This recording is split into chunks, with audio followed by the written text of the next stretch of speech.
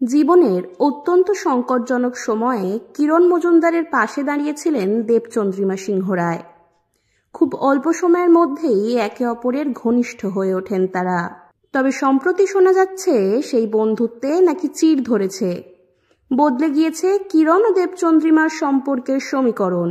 অভিনেতা সায়ন্ত মোদকের সঙ্গে বিচ্ছেদের পর এক প্রকার মানসিকভাবে ভেঙে পড়েছিলেন কিরণ। প্রাক্তন প্রেমিক সায়ন্তের বিরুদ্ধে একাধিক গুরুতর অভিযোগ তোলেন তিনি।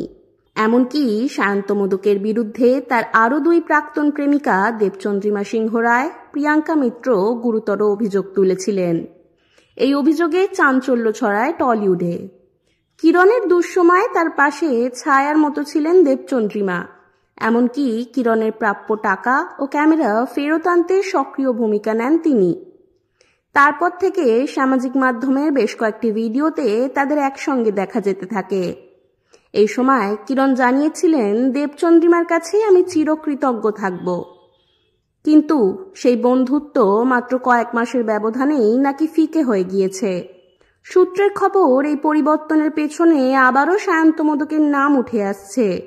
কিরণ এখনও নাকি সায়ন্তর সঙ্গে যোগাযোগ রাখেন, আর সেটাই নাকি দুজনের বন্ধুত্ব ফাটলের মূল কারণ। সম্প্রতি দেবচন্দ্রিমা সমাজ মাধ্যমে কিরণকে আনফলো করেছেন। শুধু তাই নয়, নিজের ইউটিউব চ্যানেল থেকে দুজনের করা সমস্ত ভিডিও এবং সামাজিক মাধ্যমে ভাগ করে নেওয়া ছবিগুলিও মুছে ফেলেছেন তিনি। যদিও এই দূরত্বের পেছনের প্রকৃত কারণ এখনো পর্যন্ত প্রকাশ্যে আনেননি কেউই। এরই মধ্যে দেবচন্দ্রিমা সামাজিক মাধ্যমে কিছুদিনের বিরতি নিয়েছিলেন। অনেকেই বলছেন সেই বিরতির নেপথ্যেও হয়তো এই ব্যক্তিগত টানাপোড়েনই কারণ।